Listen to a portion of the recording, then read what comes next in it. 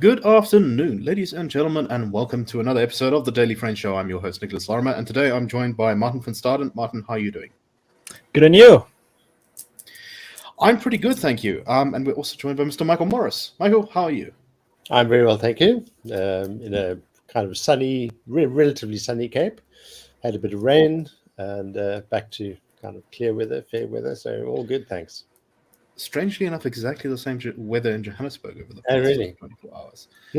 But anyway, so what delightful things is South African politics producing for us today? Well, there is a great story that just seems to be breaking in the last couple of hours, and this is regarding developments in the Tshwane Council, where it turns out that the COPE, the member of COPE who was elected mayor by the ANC and EFF in the city of Tshwane, may have just lost his job because apparently he has been declared an unrehabilitated insolvent since 2018. And the Constitution says that you cannot hold public office as an elected representative if you are an unrehabilitated insolvent. And he had until 10 o'clock today to prove that he was in fact rehabilitated, but apparently could not. And if you are no longer a councillor, you can't be the mayor. So it looks like after the shock defection of some coalition councillors in secret using the secret ballot, which saw him elected in the first place, it looks like he's already out of a job after having been there for, I don't know, a week or two. A delightfully hilarious story, even if it means that the residents of Tshwane are not any closer to getting better service delivery. And at the same time, just a few hours before that, Action SA, in an effort to root out any of its councillors who may have secretly voted for the COPE mayor, was issuing lie detector tests to their entire caucus of councillors. And according to Action SA, the EFF broke into the chamber in which they were holding this lie detector test thing and stole the polygraph equipment, running away with it, preventing them from being able to administer the lie detector tests. Michael Beaumont, the party's chairperson, said the latest move by the EFF demonstrates how desperate they are to stop the truth from coming out, and that they are willing to do anything to hide what was believed to be the criminal bribing of councillors within the coalition.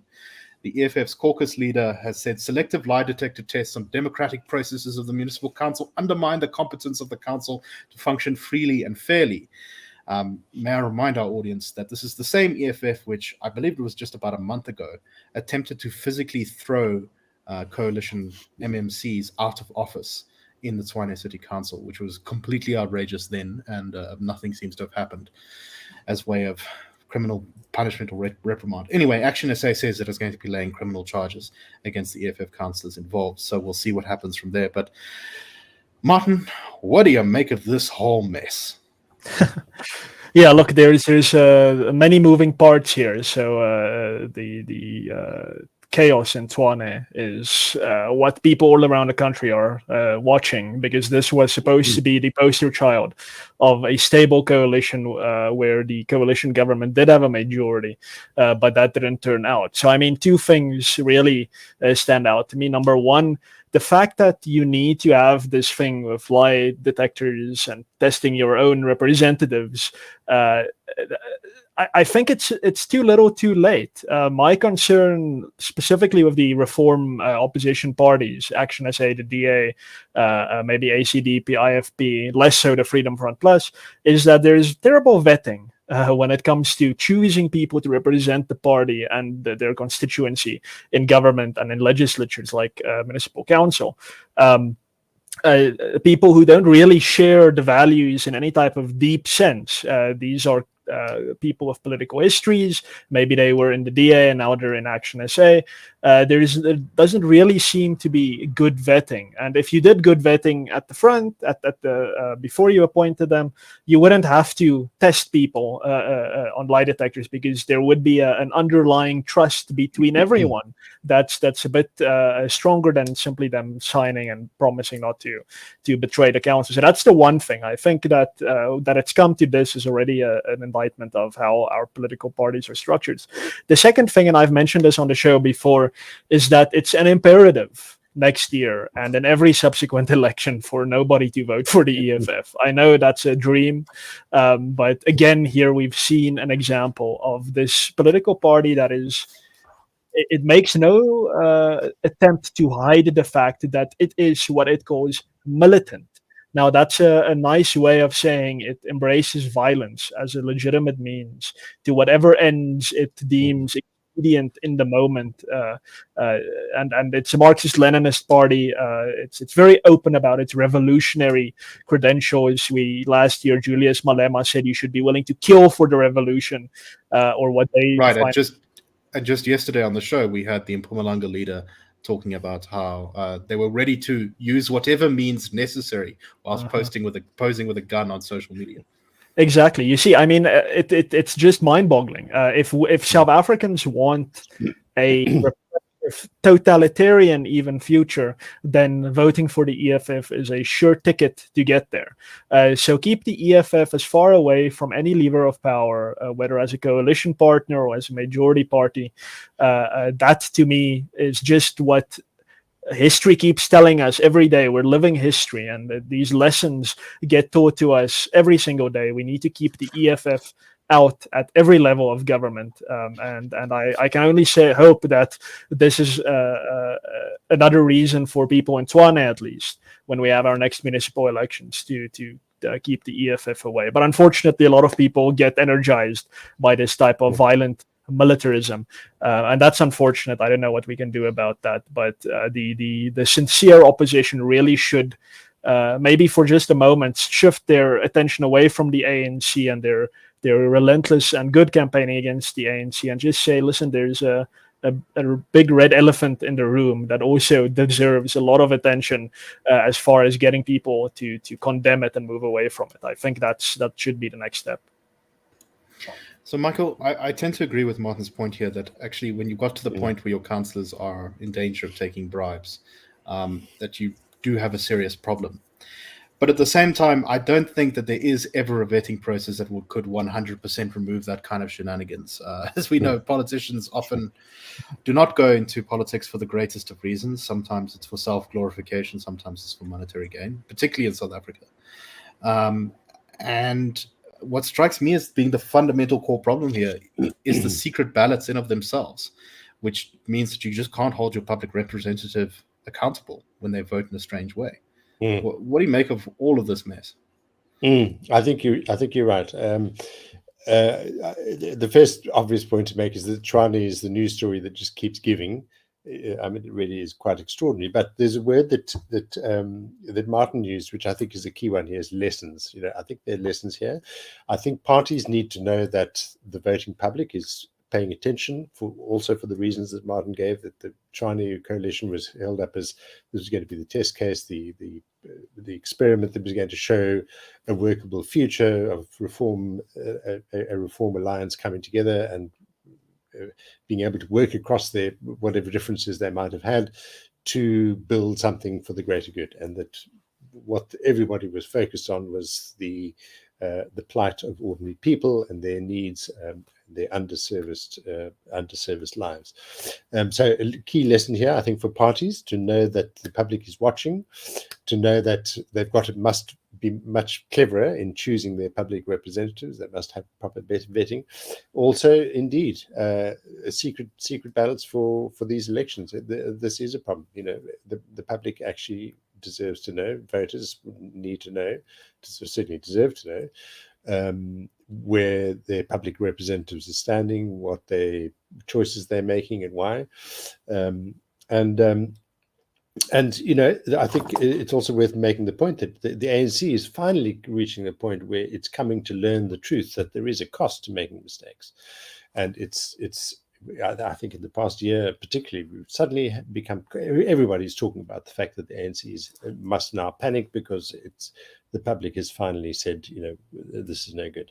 It does happen. That's history. Over and over again, powerful parties have attempted to defy what we know to be true about history is that people will see and will make up their minds and will insist on their choices and will insist on their rights.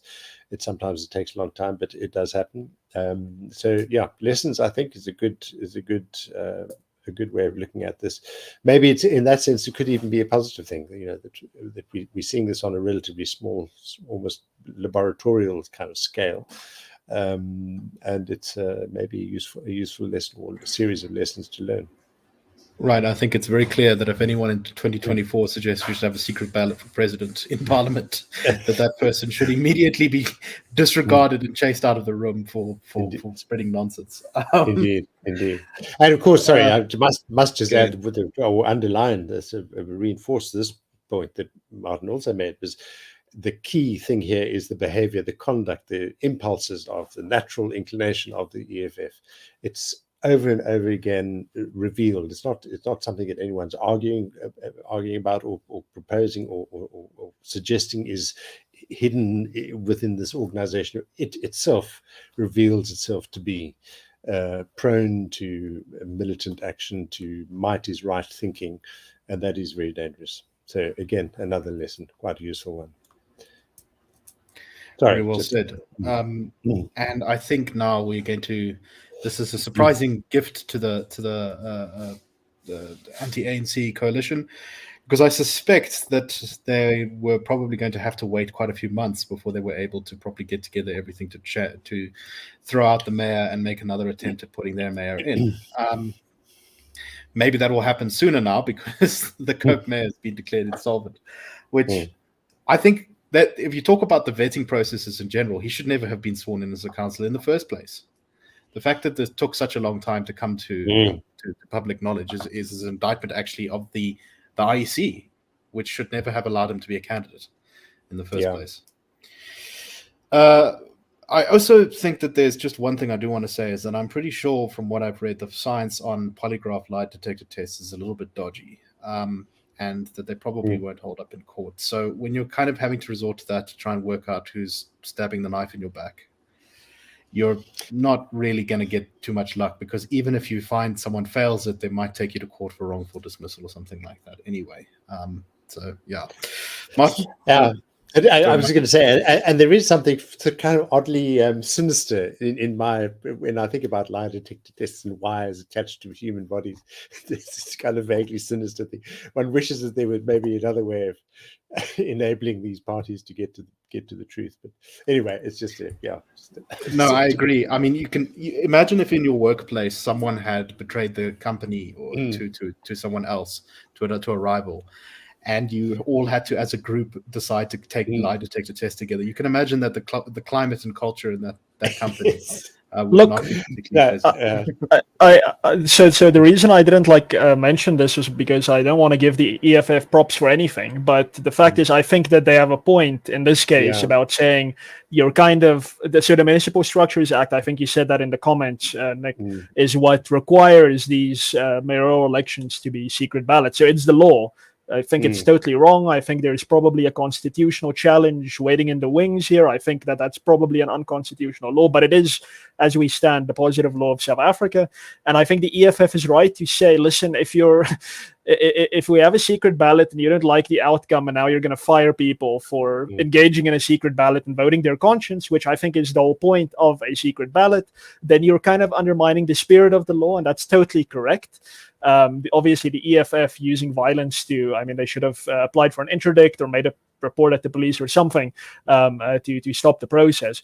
So I do think they have a point here, but more than that, I do think, if you have to resort to lie detecting your own representatives, I mean, to me, it just says you have absolutely no real coherence inside the party around your values, around what you've all at the Congress decided you're going to do over the next few years. And that to me just screams for more introspection into the party, its culture, the agreement about how things should be. I know there's always going to be one or two people who take a bribe and so on. That's always going to be the case.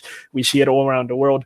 But in South Africa, I think we're uniquely bad at really creating party cultures around certain values, and I think that's something we need to start working on, especially as we now move into this era of coalitions.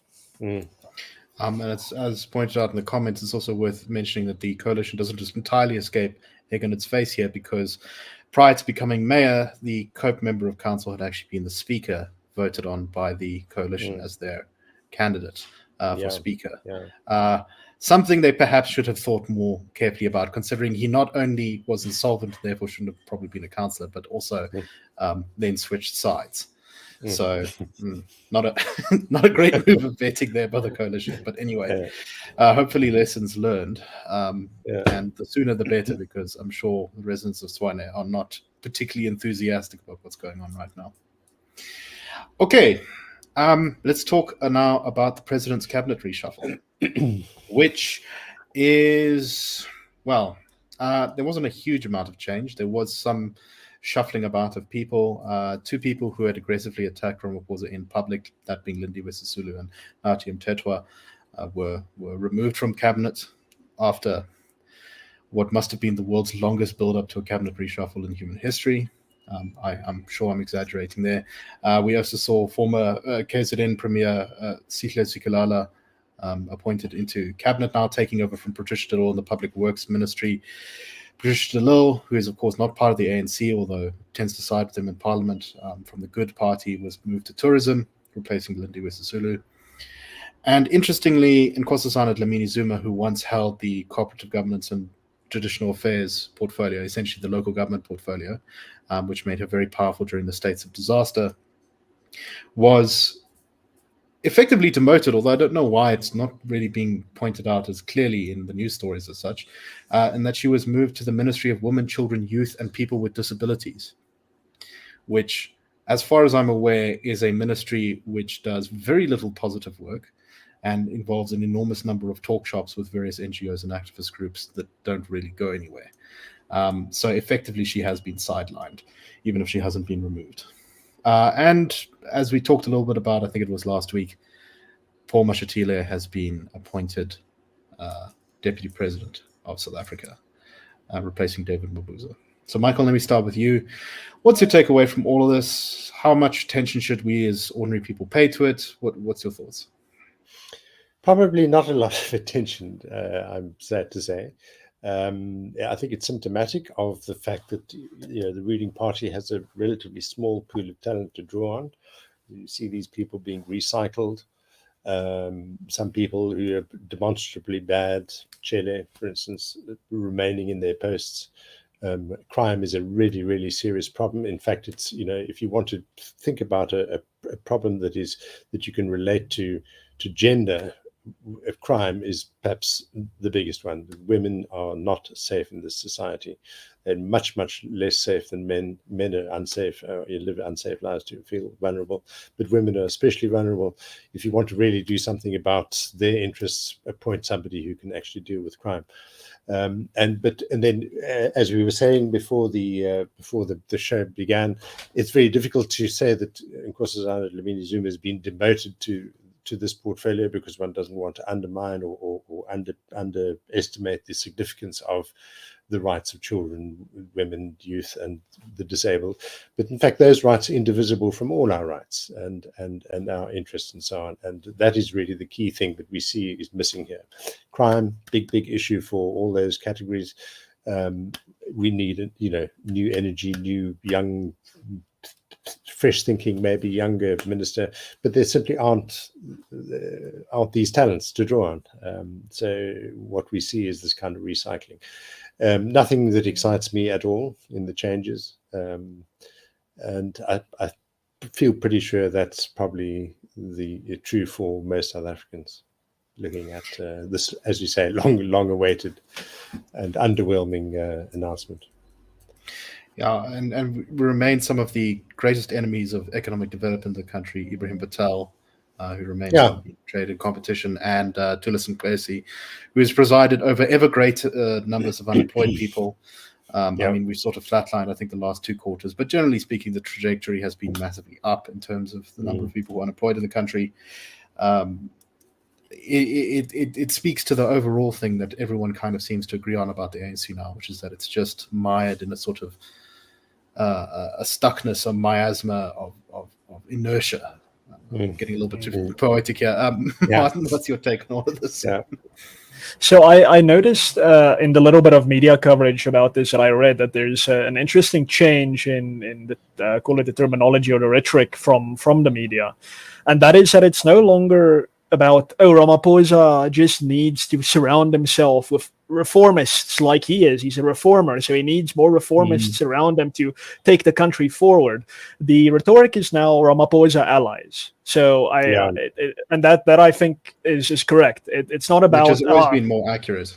Yeah, no, of course. So I think this is a positive development. It's not the New Dawn has been undermined by the RET faction, and they're struggling to get their policies through. And now, finally, the New Dawn faction, the Reform faction, has now got the upper hand. Lindiwe Sisulu is out, and now we're gonna go into the sunset as a prosperous nation. That's gone. That old story is gone finally, because that's, as you say, never been the case. Ramaphosa is not a reformer. I'm sorry. All the reforms that he has announced that we at the IRR might say are good, like energy liberalization, these are not things that Ramaphosa that are dear to his heart that he brought in. These are things that reality has forced the government to do that I think Jacob Zuma would have done, that probably even a far more radical ANC member would probably also do. So we don't see reformers being brought in. As you just said, Nick, I think the most damaging ministers are still there. Police, not moved. Patel is not moved from competition and industry. Nkezi, of course, all the most damaging guys are still there. And he's brought in Tshwane Zikalala, as you mentioned. And one must remember that the whole controversy of Sisulu a year or so ago, I think, originated around things she said about the Constitution and how it's a colonial instrument and so on and must be abandoned. And how could Ramaphosa allow a senior minister to say this? And then she also attacked him. But Tshwane Zikalala said the same thing, I think, around the same time. He also said that we need to reconsider being a constitutional democracy and maybe should go back to being a parliamentary democracy. So when it comes to these types of sentiments, it's not like getting rid of Lindiwe Sisulu has now removed the parliamentary sovereigntists from cabinet. No, he's brought another one in. So I think at the end of the day, what we can say is that this reshuffle is just that people have shifted spaces, but there is no real type of new blood or a new ideology. The ANC remains firmly committed to the National Democratic Revolution, this two-stage process of taking South Africa from a relatively free market economy to a regimented, planned economy, which I still think is clearly what the ANC plans to do, even though it tries to dress that up now with Ramaphosa as being somehow pragmatic and so on. And before I forget, he didn't get rid of Gwede Mantashe. He's still our Minister of Minerals and Energy. Lest we forget, we have this new Minister of Electricity, which I think everyone is admitting is just going to be a coordinator or something, an office manager for all the portfolios, but doesn't really have any power to... In my show preparation, I had actually planned to talk about that, but it was so inconsequential, I just forgot. Exactly. I mean, the load shedding crisis is still the exact same thing. There is nothing has changed with this reshuffle, which, I mean, it makes me wonder why there was so much interest in it. I think a lot of people were waiting with bated breath for, wow, we're going to see something now. Why? Well, I don't think cabinet reshuffles are where the magic necessarily happens in reform in South Africa. So, I think it's pretty inconsequential. Probably if it's gonna be loaded, it's gonna be negative rather than positive in any way. But I think generally it's gonna be more of the same, and it's just another opportunity for people to realize, listen, we don't have a good ANC and a bad ANC and an RET faction and a New Dawn faction. The ANC has, there's multiple incentives floating around, be it corruption and ideology.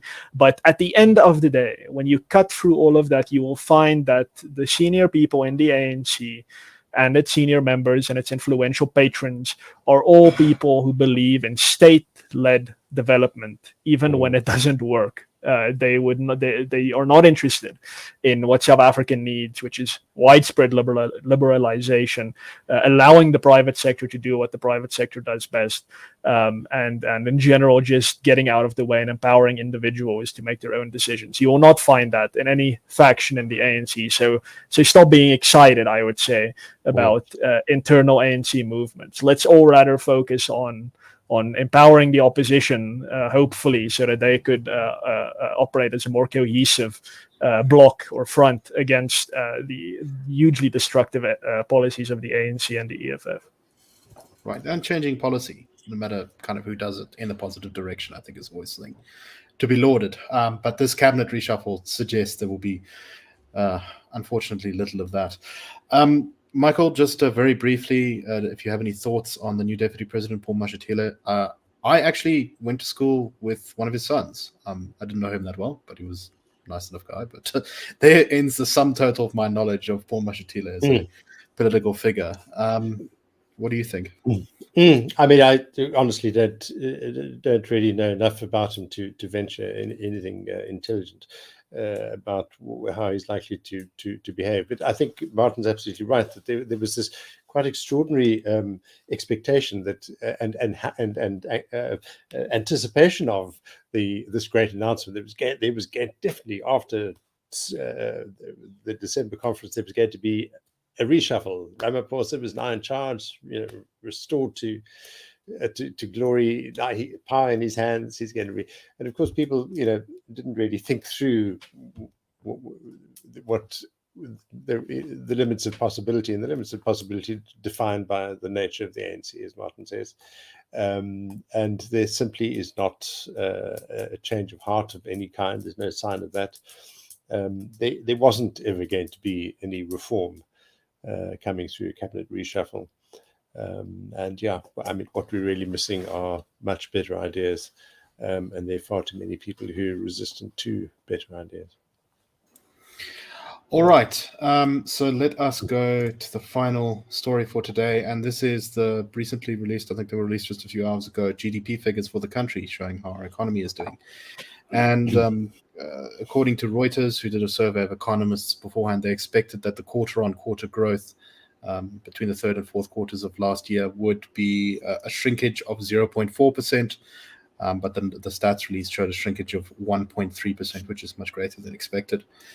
Contractions pretty much across the board, particularly in finance, real estate, and business services sector, which is actually the largest chunk of our economy, which shrunk by 2.3% in the fourth quarter of last year.